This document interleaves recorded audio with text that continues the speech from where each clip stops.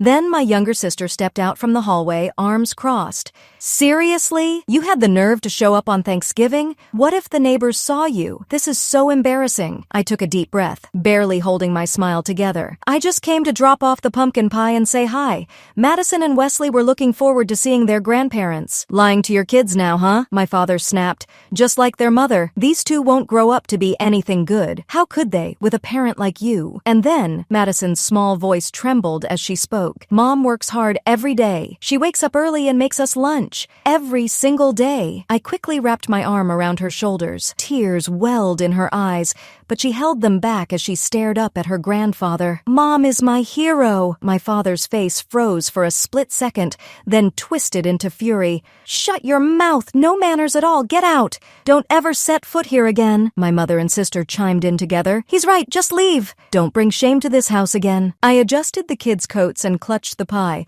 holding it tight. This time, I didn't respond. Not to my father's shouting, nor to the cold words from my mother and sister. I simply held my children's hands and said one word. All right. That was it. I didn't say another word. No more arguing. No tears. No anger. I left all of it at that front door. There was no one left to prove myself to. No one worth convincing. Only the warmth of Madison and Wesley's tiny hands guided me forward. They were my quiet pride, my strength. I walked down the steps slowly, and when I heard the door slam shut behind me, I didn't look back. I didn't need to. I held Wesley's hand as he fought back tears, and gently placed my hand on Madison's trembling back. We got back in the car and buckled our seatbelts, but no one said a word. I started the engine and slowly drove through the quiet, early morning neighborhood. From the back seat, the kids sat silently, wrapped in their blankets, staring out the windows. The scent of pumpkin pie still lingered faintly in the air. As I drove, I checked on them through the rearview mirror. Madison was sitting still, her lips pressed tightly together, lost in thought. Wesley rubbed his sleepy eyes, occasionally glancing up at my face. Mom, why was Grandpa so mad? He asked softly. At 5 years old, he probably saw it all as just grown-ups fighting.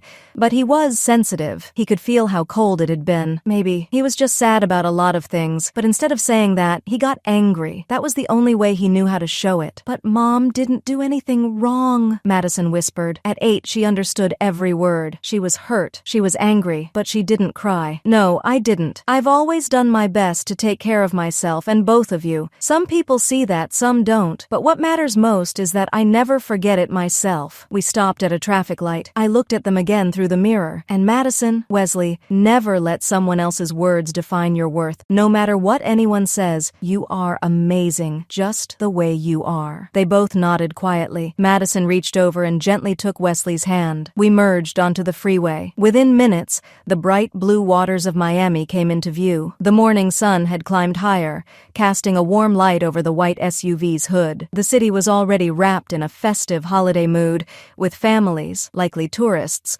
strolling leisurely along the sidewalks. Before long, I drove past rows of palm trees and pulled into the driveway of a bright white 2-story beach house. As I opened the front door and stepped into the living room, the view beyond the large windows revealed the wide, endless sea. Every day spent in this house felt like a page from a lifestyle magazine. Peaceful, beautiful, whole. We're home. The moment the door opened, the kids darted inside like they always did. Wesley jumped onto the couch and turned on the TV. Madison climbed up on the kitchen counter to peek into the fridge. Should we make hot chocolate? Yeah, I'll add the marshmallows. Listening to their voices, I reached for my apron and moved toward the stove, the stainless steel kitchen, the neatly set dining table, the artwork on the walls.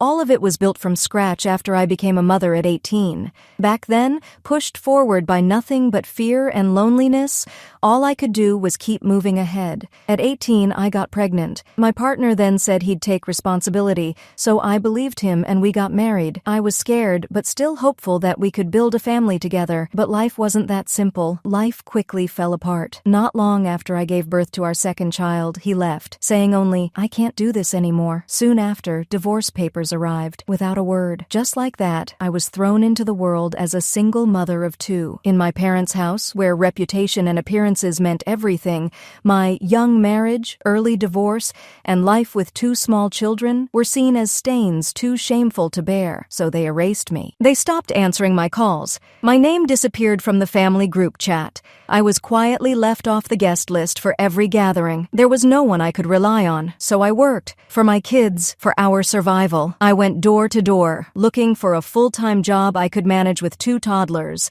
Eventually, I was hired at a small local real estate firm. At first, I just scheduled tours and made photocopies. At night, I studied for my real estate license after putting the kids to bed. On weekends, I cleaned vacant properties and did on-site inspections. By my second year, I'd become the top sales agent and used my bonus to buy a run-down duplex, 40 years old. I painted it myself, fixed the plumbing, and rented it out. The rent became the down payment for my next property. That cycle of sweat, grit, and reinvestment I repeated again and again. After I got licensed, local investors started trusting me. I built a one-stop service that handled everything: acquisition, renovation plans, and property management. I slowly built cash flow. Through refinancing, I pulled equity and kept going. By year 5, I owned 4 buildings. By year 8, I had 8 across Miami and Tampa. Trust from tenants led to more deals. I opened the black leather folder tucked into the corner of the room, revealing my latest asset report. Rows of colorful graphs and figures. The current market valuation, approximately $50 million. My children's education, my retirement savings, and even contingency plans for unforeseen risks. All of it was financially secured on paper. But the people from that house knew none of this, because I never told them. If I ever showed them how far I'd come, my father would probably say, "I misjudged you." But that's just another version of conditional love. What I've always wanted was not approval, but respect. Not once in that house was any of my life accepted at face value, so I chose to prove myself not with words, but with action and results. And now, in this quiet house filled with sea breeze and laughter, I can hold my head high and protect Madison and Wesley's smiles. That is enough for me. It's been exactly 1 month since the day my father yelled, "Get out!" at his front door. Christmas had passed, and the city's lights were slowly being taken down. A few scraps of wrapping paper still lingered in the corner of the living room, reminding me that the year was nearly over. That afternoon, my phone buzzed. I glanced at the screen and froze. It was my mother, her first message since that day. When I opened it, I found a surprisingly long text. "We lost the house. Your father's investments. None of them worked out. It's being foreclosed. Please, I just want to talk for a bit." I furrowed my brow. Why now? A few days later, my sister sent a message too. The same sister who'd told me not to come, who had said I was a disgrace. Her profile photo on social media had changed. All she wrote was, "I know it's late, but I'm sorry," like she'd suddenly realized something. A strange feeling welled up in my chest, and then I understood. Turns out, my father had been struggling, desperate for money after losing everything. He'd started reaching out to old contacts for help. One of them mentioned a young woman doing well in real estate in Miami. That's when it clicked for him. He realized it was me, and he must have looked me up. I never tried to live in hiding, but I had kept my work, my assets, my entire life away from my family, because there was never a reason to share it. Eventually, a message came from my father too. "I've misjudged you all this time. I'm sorry. I'll be honest. We're in trouble. If there's any way you could help." I stared at my phone for a long time and didn't move. I never replied, neither to my mother, my sister, nor my father. People might say I was being cold, but I didn't care. The truth was, I no longer felt anger or sadness, not even hope. All that remained was one quiet truth. I've come too far to go back now. I had no desire to disrupt the peace I'd finally built. Still, the calls and messages kept coming, day after day, but I let them pass, all of them, because there was nothing left to return to. And because everything I needed to protect was already here. That alone was enough. The new year arrived, and winter break continued peacefully with the kids. Sunlight poured in through the windows as we sat around the table, enjoying a late breakfast and the kind of quiet only holidays bring. Madison was coloring at the table, and Wesley had spread blocks across the floor, deep in concentration, building something only he understood. I prepared lunch in the kitchen, smiling to myself as I listened to their chatter. The Christmas tree still stood in the corner of the living room, half decorated, ornaments rearranged by little hands. It was an ordinary morning, nothing special, but it was filled with something real, joy. That afternoon, the house was calm. The kids were in their rooms playing, and I had just finished washing the dishes when the doorbell rang. Wiping my hands absently, I walked over to the monitor and froze. Standing at my front door was my father. I gasped softly. He looked much thinner than I remembered. The harsh presence he once carried was gone. His shoulders sagged, his back hunched slightly.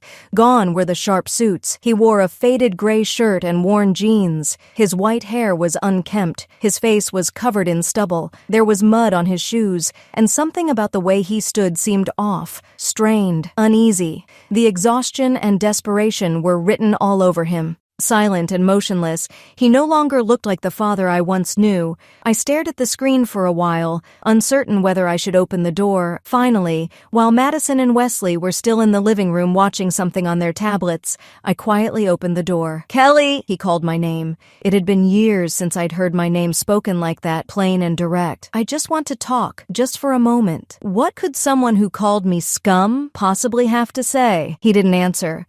Instead, he held out a paper bag. For Madison and Wesley, I thought, maybe I could bring them something warm. I didn't take it. I just stared at the bag. "I want to say I'm sorry," he said at last. "I ignored everything you ever said. I never once tried to see what you were doing, what you were building." I knew somehow that he meant it, every word. And yet, I felt a faint crack somewhere deep in my chest. "Even so, I have no intention of forgiving you." I quietly closed the door. That night, after the kids had gone to sleep, I stood in the kitchen sipping cold tea. My phone buzzed again. Another message from my mother. "Please, even a little support. We need your help." Before I could close the screen, another message popped up. From my father. "I'm sorry for showing up like that, but you know the situation. Please, can you help us financially for the family's sake?" I opened the message, and without hesitation I typed a short reply. "Didn't you say I was scum?" Then I hit send, and blocked every contact. As I placed the phone face down on the counter, I exhaled deeply. That was the moment I knew I had finally cut all ties. I don't believe that true strength means unconditionally accepting attention and words that only came after everything had already fallen apart. Maybe I needed to be pushed out that day because it made me strong enough to protect my children's joy. And now I understand clearly that the door to my life is mine to open, no one else's. Outside the window, the waves rolled gently under the night sky. Their rhythm felt like my own breath. When winter break ended and school resumed, our everyday life returned. I was at home in Miami, organizing files for an upcoming interview. This weekend, my real estate work was featured in Forbes. The article's theme, A Mother's Journey and the Rise of a Real Estate Mogul. The journalist had even called me a model of modern success. The shoot and interview had taken over half a day. Honestly, I still wasn't used to hearing people talk about me like that. As I sat in the quiet living room, after the kids had left for school, I looked back on the road I'd walked. Pregnant at 18, abandoned shortly after my second child was born, no one to rely on. Everything, absolutely everything, I had carried alone. The very first place I rented was a small 40-year-old apartment. The property was full of vacant units when I first acquired it. I worked tirelessly to renovate it, then used social media to advertise, specifically to women. A safe place, built by my own hands. That was how it all began. The Forbes article sparked a huge response within just one day of publication. A single mother, abandoned by her family, builds a $50 million real estate empire. A woman who preserved her dignity as a mother through isolation and prejudice. Social media flooded with messages from people saying, "I want to live like Kelly. She makes me believe I can try too." Even a regional TV station reached out about making a documentary. But what surprised me most was my family's reaction. A few days after the article went live, I was casually scrolling through social media when I froze. It was a post from my sister. I had blocked their numbers, but I hadn't blocked them on social platforms. There it was, a screenshot of my Forbes article with a caption that read, "This is my amazing sister." I stared at the screen for a while, realizing I felt nothing. They were proud of me now, when it was convenient for them, posting as if the past had never happened. No matter how they tried to dress it up now, the words spoken on Thanksgiving would never be erased. I quietly closed the app and set the phone down.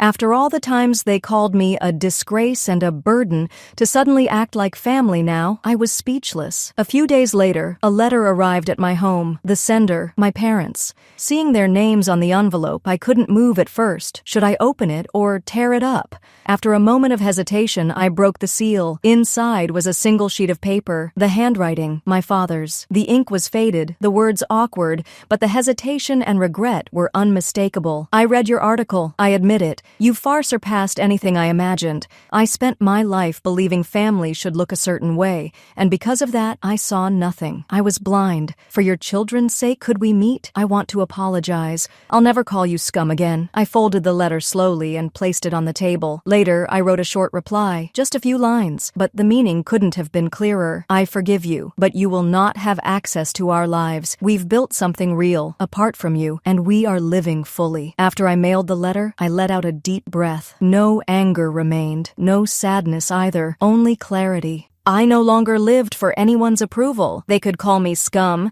ignore me, cast me out, and still, I had risen, and I would keep rising, with my eyes fixed forward, not to erase the past, nor to forget it, but to walk the path I chose, side by side with the people I loved, my children, and I would keep building this life, no one's permission required. And with that, I made a new decision. That night, Madison and Wesley finished their homework, then curled up beside me on the couch. Madison leaned against my shoulder and said, "Hey, Mom, my teacher saw you on the news." She said, "Your mom is really cool." "Yeah, everyone says you're amazing," Wesley added proudly. I laughed and pulled them into a hug. "Thank you. But you know what? You two, you're what I'm most proud of in the world." On the TV, a rerun of my Forbes interview was airing. The three of us sat side by side, smiling as we watched. Warmth, softness, laughter. This was the kind of family I had always dreamed of. Later that week, I received an invitation from the local women entrepreneurs community. They asked me to be a keynote speaker. "Would you be willing to speak about turning adversity into strength?" I hesitated for a moment, then replied, "I'd be honored. If my story can give someone else courage, I'll gladly share it." Being rejected by my family hadn't diminished my worth. If anything, surviving that rejection had shaped who I am. That night, I poured myself a glass of wine for the first time in a long time. The moon shone brightly outside, casting a soft light over the Miami coast. Nothing had changed, and yet everything had. I no longer lived to be accepted. I could move through this world exactly as I am, even without anyone's approval. This place, where I could laugh with my children, was everything to me. The breeze off the sea was shifting, carrying with it the scent of spring. The sky still held traces of winter, but in the air, something had already begun to change. I sat in my usual deck chair, watching steam curl up from my coffee mug as I opened my laptop. As always, my inbox was overflowing. Investment inquiries, media interviews, speaking requests from community organizations. I reviewed them one by one, prioritizing calmly and objectively, just as I always had. But then something stopped me. A name stood out. It was an email from my mother. The subject line read, "I just want to talk." This time, it wasn't a plea for help. Hesitantly, I opened the email and found quiet, direct words that surprised me. "I've read your message over and over these past few months. I forgive you, but I will not allow access." I've thought deeply about what that truly means. For so long, I let your father's presence make my choices for me. I gave up thinking for myself. But after seeing your strength, I want to change, slowly but truly. I want to apologize to Madison and Wesley too.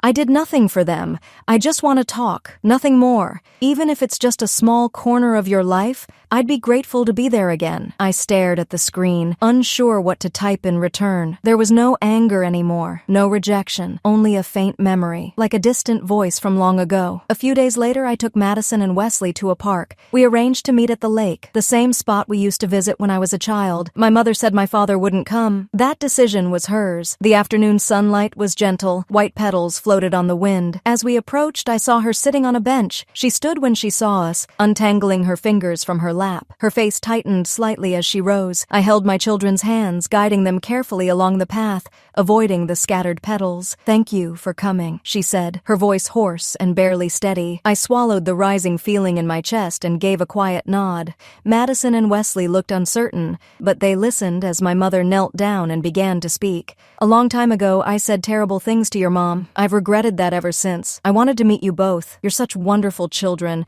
and I see now how hard your mom has worked, how much she's done." Wesley stared at her for a moment before asking softly, "Are you not mad anymore?" "No, I'm not. I'm sorry." Madison looked at me, her eyes searching for an answer. I gave her a small nod. She gently reached out and touched my mother's hand. A small hand, soft as it brushed away something unseen. We spent about an hour there, quietly talking, mostly about practical things. After losing the house, my parents had moved into a small rental apartment in the suburbs with my sister. It was modest, quiet, and a far cry from their previous life. My father now worked at a local hardware store. My sister juggled part-time jobs, and my mother had taken a cleaning job. They were still struggling financially. Some debts had been settled, but there was no savings, no steady income for retirement. "Honestly, every month feels like a balancing act," she said with a tired smile. She also told me they'd started cognitive behavioral therapy. Her, my father, and my sister. They had weekly sessions where they worked on identifying patterns of anger, blame, and emotional avoidance. At first, my father had resisted, she said, but now he filled out the worksheets earnestly.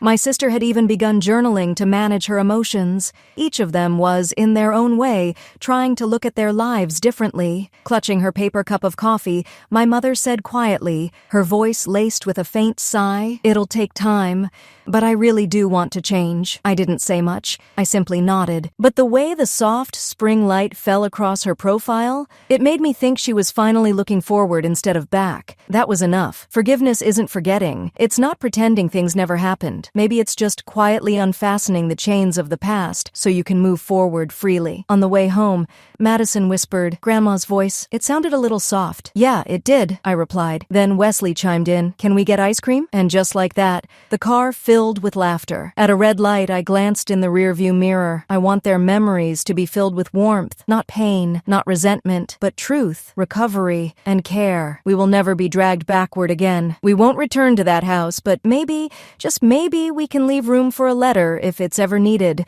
That kind of distance. Maybe that's what reconciliation can look like. My life is finally back in my own hands.